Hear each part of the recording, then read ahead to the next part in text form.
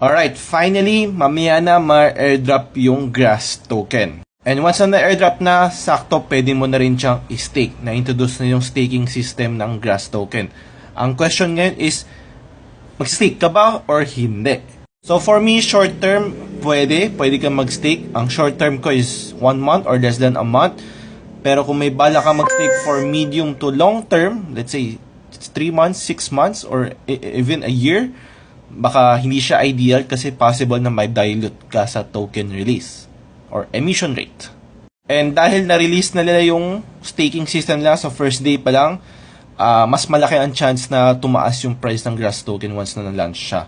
Bakit? Kasi syempre may mga tao na katulad mo na may nagbabalak mag-stake. So if nag-stake ka ng Grass, meaning less selling pressure sa market. Alright, finally, mamaya na ma-airdrop yung Grass token. And once na airdrop na, sakto